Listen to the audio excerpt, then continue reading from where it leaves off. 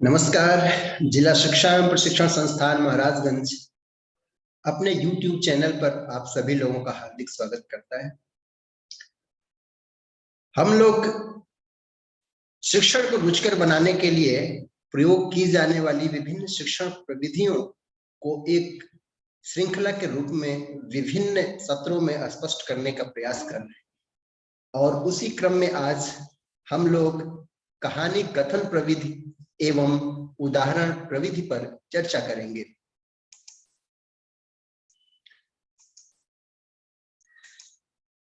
बालक या ये कह सकते हैं कि मनुष्य वास्तव में अपने स्वभाव से जिज्ञासु और अपने आसपास होने वाली प्रत्येक घटनाओं के प्रति अत्यंत कौतूहल रखता है। वह हर घटनाओं के पीछे छिपे कारणों को जानने का प्रयास करता रहता है और यह प्रवृत्ति बालक में और अधिक मात्रा में होती है क्योंकि वह अभी संसार को अपने नए तरीके से देखने का प्रयास ही किया होता है। तो इस स्वभाव को, बालक के इस स्वभाव को यदि हम उसे ज्ञान प्रदान करने वाली प्रक्रिया में इस्तेमाल करें तो उसको जो कुछ भी ज्ञान प्रदान किया जाए या उसको उसके वातावरण से परिचित कराने के क्रम में और बेहतर तरीके से उसे हम ज्ञान प्रदान कर सकते हैं। कहानी द्वारा बालकों के अंदर कल्पनाशीलता का विकास किया जाता है और साथ ही साथ जिस विषय को समझाने में कहानियों का प्रयोग करते हैं उस विषय को समझने में वह रुचि लेने लगता है। किसी भी विषय के सूक्ष्म और जटिल अंशों को कहानी के माध्यम से अत्यंत ही सुबोध तरीके से प्रस्तुत किया जा सकता है। यह कहानी कथन प्रविधि सामाजिक विषयों की शिक्षा में इसका प्रयोग अधिक मात्रा में किया जाता है, लेकिन साथ ही साथ यदि थोड़ी सी अपेक्षित कौशल विकसित अध्यापक कर ले तो इस प्रविधि का प्रयोग वह भाषा और विज्ञान के शिक्षण में भी कुशलता पूर्वक कर सकता है। कुछ सावधानियां होती हैं जिन्हें ध्यान में रखते हुए इस प्रविधि को और प्रभावशाली बनाया जा सकता है और इसके माध्यम से शिक्षण की प्रभावशीलता और बढ़ाई जा सकती है। कहानी की भाषा अत्यंत सरल होनी चाहिए जिससे कि बालक कहानी के माध्यम से जो बातें और जो संप्रत्यय स्पष्ट किए जाने का प्रयास किया जा रहा है उसे आसानी से समझ सके। साथ ही साथ कहानी की शैली पर भी विशेष ध्यान रखा जाना चाहिए जिससे कि बालक के लिए वो रुचिकर हो। विषय वस्तु की सरलता और उसमें उचित आरोह अवरोह को बनाए रखना अत्यंत आवश्यक होता है। कहानी कहने का ढंग स्पष्ट एवं आकर्षक होना चाहिए क्योंकि जब तक कहानी सुनाने का तरीका आकर्षक नहीं होगा तब तक बालक उस कहानी के प्रति आकर्षित नहीं होगा, उसे ध्यान पूर्वक नहीं सुनेगा और जब ध्यान पूर्वक नहीं सुनेगा तो आप उस कहानी के माध्यम से जिस बात को स्पष्ट करना चाहते हैं वो बात स्पष्ट नहीं हो पाएगी।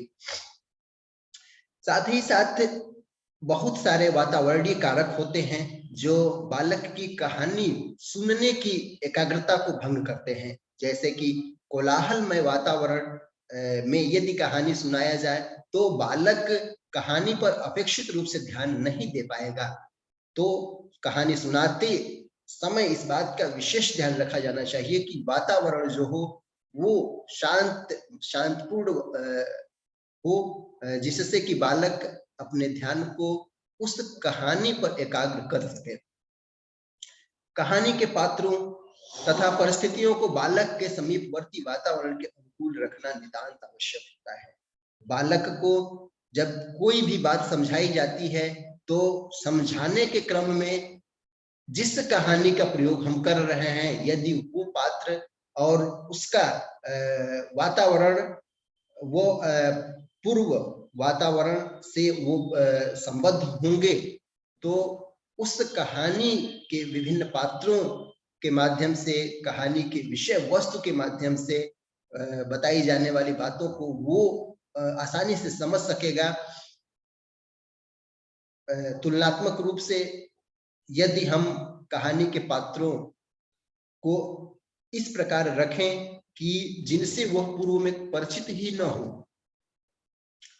तो जब भी कहानी बनानी चाहिए, कहानी बच्चों के लिए प्रस्तुत की जानी चाहिए या किसी भी विषय वस्तु को स्पष्ट करने के लिए बालकों के सम्मुख कहानियां रखी जानी चाहिए, तो इस बात का विशेष ध्यान रखा जाना चाहिए कि उस कहानी के पात्र बालक के लिए परिचित हों, न कि अपरिचित।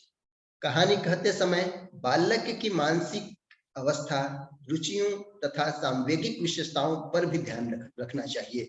बालक किस मानसिक अवस्था में है, विकास के किस अवस्था में है, उस बात का ध्यान रखते हुए ही बालकों के सम्मुख कहानियां प्रस्तुत की जानी चाहिए। यदि बालक अपने विकास की प्रारंभिक अवस्था में है, प्रारंभिक कक्षाओं में है, तो उस समय बच्चों को सुनाई जाने वाली कहानियां, बच्चों के सामने प्रस्तुत की जाने वाली कहानियों की विषय वस्तु कुछ इस प्रकार होने चाहिए जिसमें बालक को ज्यादा रुचि हो, जिसमें ज्यादा मूर्तता हो और ज्यादा वो बालक को अपनी तरफ आकर्षित कर सके। जैसे जैसे बालक अपने मानसिक विकास के उच्चतर क्रम में बढ़ता जाता है, उसी प्रकार हम कहानी की जटिलता को भी बढ़ा सकते हैं, उसकी शाब्दिक रचना में और जटिल शब्दों का भी प्रयोग कर सकते हैं। तो कहानी कहते समय इस बात का विशेष रूप से ध्यान रखना चाहिए कि किस मानसिक अवस्था के बालकों के सम्मुख कहानियां कही जा रही हैं। कहानी का प्रयोग साधन के रूप में होना चाहिए, साध्य के रूप में नहीं।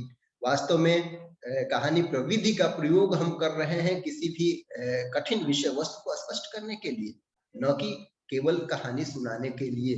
तो इस बात का विशेष ध्यान रखना चाहिए कि कहानी हम शिक्षण में एक साधन के रूप में प्रयोग कर रहे हैं, न कि कहानी सुनाना ही हमारा साध्य है। इसके द्वारा बालकों की कल्पना, जिज्ञासा एवं प्रेरणा वृत्ति को विकसित करना मुख्य लक्ष्य होना चाहिए। कहानी को पढ़कर सुनाना उपयुक्त नहीं होता है, क्योंकि जब आप पढ़कर सुनाते हैं तो वो तरीका बालक को आकर्षित नहीं कर पाता है। बालक को आकर्षित करने के लिए उचित आरोह अवरोह और एक स्वाभाविक तरीके से इस प्रकार कहानी प्रस्तुत करनी चाहिए जिससे बालक को लगे कि उसके सम्मुख वे सभी घटनाएं घटित हो रही हैं, जिससे कि वह अपने ध्यान को कहानी पर एकाग्रचित कर सके और रुचि पूर्वक ढंग से वो कहानी को सुन सके। कहानी सुनाना वास्तव में एक कला होती है और ये जरूरी नहीं है कि सभी शिक्षक इस कला में निपुण हों। तो ये भी जरूरी नहीं है कि सभी शिक्षक हर जगह अनावश्यक रूप से कहानी का इस प्रविधि का प्रयोग करने का प्रयास करें। तो इसमें सर्वप्रथम पहले कहानी सुनाने की दक्षता अर्जित करने का प्रयास करना चाहिए और जब कहानी सुनाने में आदमी कुशल हो जाए तब इस प्रविधि का प्रयोग किया जाना चाहिए। शिक्षण में ऐसी कहानियों का ही प्रयोग अपेक्षित है जो अधिक लंबी न हो तथा जिनका प्रत्यक्ष संबंध विषय से हो।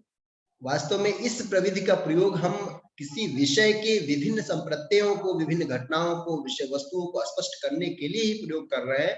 तो इस बात का विशेष ध्यान रखना चाहिए कि ये कहानियां बहुत लंबी न हो और प्रत्यक्ष रूप से जिस विषय के को स्पष्ट करने में इसका प्रयोग कर रहे हैं उससे जुड़ी हुई हो, उससे इतर न हो। कहानी सुनाने के पश्चात उससे संबंधित विषय की बोधगम्यता का पता चलाने के लिए छात्रों से प्रश्न पूछते रहना चाहिए।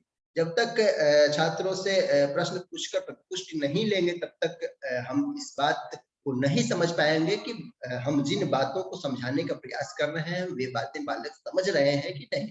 तो जब किसी विषय वस्तु को स्पष्ट करते समय कहानी के माध्यम से उसे प्रस्तुत किया जाए तो बीच बीच में उससे संबंधित प्रश्न भी पूछे जाए जिससे हम इस बात से अवगत हो सके कि बालक समझाई जाने वाली विषय वस्तु को अपेक्षित तरीके से समझ पा रहा है या नहीं समझ पा रहा है। दूसरी प्रविधि है उदाहरण प्रविधि। वास्तव में हम अपने दैनिक जीवन में या शिक्षण कार्यों में इस प्रविधि का खूब प्रयोग करते हैं और अधिकांश विषय वस्तु को स्पष्ट करने के लिए हम उदाहरण बालक के सम्मुख प्रस्तुत करते हैं। तो कुछ बातें हैं, कुछ विशेष बातें हैं जिन बातों को ध्यान में रखकर इस प्रविधि को और प्रभावशाली बना सकते हैं। पिंसेट महोदय ने इस बात की तरफ संकेत किया है कि अच्छे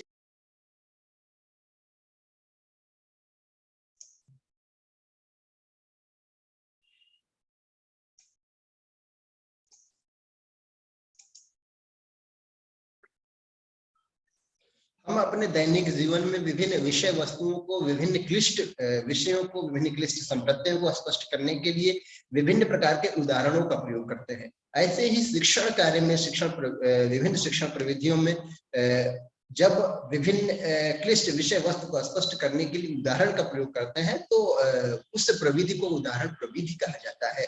उदाहरण प्रविधि की महत्ता की तरफ पिंसेट महोदय ने इंगित करते हुए कहा है कि अच्छे उदाहरण दुरूह कथन को सजीव एवं सरल बना लेते हैं। जब किसी भी विषय वस्तु की दुरूहता को, क्लिष्टता को कम करना होता है तो उससे आसान और सरल उदाहरणों के द्वारा स्पष्ट किया जाता है। और जो भी उदाहरण प्रस्तुत किए जाते हैं वे उदाहरण बालक के प्रत्यक्ष जीवन से संबंधित होते हैं, उसके वातावरण से संबंधित होते हैं, जो विषय वस्तु की क्लिष्टता को कम कर देते हैं। उदाहरण दो प्रकार के होते हैं। शाब्दिक उदाहरण, शाब्दिक उदाहरण ऐसे उदाहरण होते हैं जिन्हें शब्दों के माध्यम से बालक के सम्मुख प्रस्तुत किया जाता है, जैसे कि कहानियां, लोकोक्तियां, विभिन्न प्रकार के नीति वाक्य। इन उदाहरणों को प्रस्तुत करने में भाषाई कौशल की दक्षता अपेक्षित होती है। तो इस बात का विशेष रूप से ध्यान रखा जाना चाहिए कि जब शाब्दिक उदाहरण का प्रयोग किया जाए तो अध्यापक भाषाई कौशलों में दक्ष हो। दूसरा उदाहरण का प्रकार है प्रदर्शनात्मक उदाहरण। प्रदर्शनात्मक उदाहरण वैसे उदाहरण होते हैं जिनमें कुछ ऐसी वस्तुओं का प्रदर्शन बालक के सम्मुख किया जाता है जो उसके विषय वस्तु के विभिन्न संपत्तियों को और स्पष्ट करते हैं, जैसे कि मानचित्र, रेखा चित्र, ग्लोब, मॉडल, चार्ट, ग्राफ आदि। इन उदाहरणों के प्रयोग में अध्यापक से कुछ अपेक्षित दक्षताओं, अपेक्षित कौशलों की अपेक्षा रखी जाती है, जैसे कि अध्यापक चित्रकला और स्केचिंग में दक्ष हो। तो जब अध्यापक इन दक्षताओं में कुशल होता है तो वह प्रदर्शनात्मक उदाहरणों का प्रयोग बेहतर तरीके से कर सकता है। दोनों ही प्रकार के उदाहरण बालक की जो महत्वपूर्ण ज्ञान इंद्रियां हैं, सुनने वाली और देखने वाली, उन्हें प्रत्यक्ष रूप से प्रभावित करते हैं। और जब बालक सीखने के क्रम में अपनी ज्ञानेंद्रियों का अधिक से अधिक प्रयोग करता है तो सीखी गई वह विषय वस्तु अपेक्षाकृत अस्थायी होती है। तो ये जो चाहे सुनने के माध्यम से उसे भाषागत उदाहरण प्रस्तुत किए जाए या प्रदर्शनात्मक उदाहरण प्रस्तुत किए जाए, ये उदाहरण उसकी ज्ञानेंद्रियों को प्रभावित करते हैं। तो इन उदाहरणों के माध्यम से जो भी ज्ञान उनको प्रदान किया जाता है वो अपेक्षाकृत अस्थायी होता है। कुछ विशेष सावधानियों को बरतते हुए उदाहरण प्रविधि की प्रभावशीलता को बढ़ाया जा सकता है, जिससे कि शिक्षण कार्य की प्रभावशीलता भी बढ़ जाती है। विभिन्न पाठों में उदाहरणों का प्रयोग कब करना है और कितनी मात्रा में करना है, इस बात का विशेष ध्यान रखा जाना चाहिए।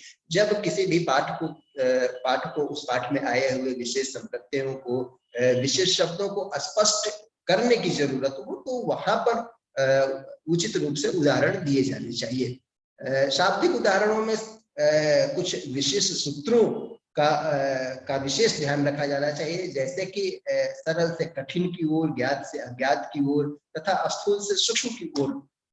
इन बातों का विशेष ध्यान रखते हुए शाब्दिक उदाहरणों की प्रभावशीलता को और बढ़ा सकते हैं। हमेशा एक ही प्रकार के उदाहरण नहीं दिए जाने चाहिए। बालक के सम्मुख उदाहरणों में विविधता लाने का प्रयास करना चाहिए, जिससे कि बालक बताई जाने वाली विषय वस्तु के प्रति रुचिपूर्ण तरीके से ध्यान दे सके। उदाहरणों की सजीवता एवं स्पष्टता पर विशेष ध्यान दिया जाना चाहिए। उदाहरण कुछ ऐसे होने चाहिए जो सजीव होने का अभिप्राय यह है कि बालक की अपनी परिस्थितियों से, अपने वातावरण से वो उदाहरण संबंधित होने चाहिए। जब उदाहरण उसके अपने वातावरण से प्रत्यक्ष रूप से संबंधित होते हैं तो वो बालक की संज्ञानात्मक क्षमताओं को प्रभावित करने में ज्यादा सक्षम होते हैं। ऐसे उदाहरण जिनके द्वारा व्यक्तिगत आक्षेप होने की संभावना हो, कभी नहीं प्रयोग किए जाने चाहिए। वो चाहे लैंगिक विभेद हो, जातिगत विभेद हो, धार्मिक विभेद हो, या अन्य बहुत सारे ऐसे मुद्दे आते हैं जहां पर हमें उदाहरणों को देते समय, उदाहरणों को प्रस्तुत करते समय इस बात का विशेष ध्यान रखा जाना चाहिए कि वह किसी भी बालक विशेष के व्यक्तिगत उसकी आत्मसम्मान को प्रभावित न करे। उदाहरण की भाषा सरल, शुद्ध और स्पष्ट होनी चाहिए। जितना ही उदाहरण सरल और शुद्ध भाषा में, स्पष्ट भाषा में प्रस्तुत किया जाएगा, वो अपने उद्देश्यों की पूर्ति में उतना ही सफल होगा। विषय की व्याख्या करने के दृष्टि से उदाहरणों का उपयुक्त होना अत्यंत आवश्यक होता है। जब हम किसी भी विषय की व्याख्या कर रहे हो तो वहां पर उचित मात्रा में उदाहरणों का प्रयोग किया जाना चाहिए। उदाहरणों का बालक के पूर्ण ज्ञान से संबंधित होना अत्यंत आवश्यक है। जब भी बालक के सम्मुख उदाहरण प्रस्तुत किए जाए तो हम इस बात का विशेष ध्यान रखें कि वो उदाहरण बालक के पहले जो उसने वातावरण से अनुभव अर्जित किया है, उस अनुभवों से वो संबंधित होना हो। अमूर्त या क्लिष्ट विचारों को रखने के तुरंत बाद उदाहरण दिए जाने चाहिए, जिससे कि बोधगम्यता बनी रहनी चाहिए। जब जहां कोई भी क्लिष्ट विषय वस्तु आए, क्लिष्ट संप्रत्य आए, तो वहां पर तत्काल तुरंत उदाहरण प्रस्तुत करके उन विषय वस्तुओं को स्पष्ट कर दिया जाना चाहिए। शाब्दिक तथा प्रदर्शनात्मक उदाहरणों का प्रयोग हेर फेर के साथ होना आवश्यक है। ऐसी परिस्थिति नहीं उत्पन्न करनी चाहिए कि शाब्दिक उदाहरणों का प्रयोग कर रहे हैं तो लगातार शाब्दिक उदाहरणों का ही केवल प्रयोग करें, या प्रदर्शनात्मक उदाहरणों का प्रयोग कर रहे हैं तो केवल प्रदर्शनात्मक उदाहरणों का प्रयोग करें। इनका प्रयोग उचित मात्रा में, उचित अंतराल पर हेर फेर के साथ प्रयोग किया जाना चाहिए। तो आज की इस परिचर्चा में हम लोग शिक्षण प्रविधियों के अंतर्गत जो जिन कहानी कथन प्रविधि और उदाहरण प्रविधि पर चर्चा किए, और मैं आप लोगों से उम्मीद करता हूं कि आप लोगों को आज की इस परिचर्चा में जो विषय वस्तु प्रस्तुत की गई वो स्पष्ट रूप से समझ में आ गई होगी। बहुत आप सभी लोगों को बहुत बहुत धन्यवाद।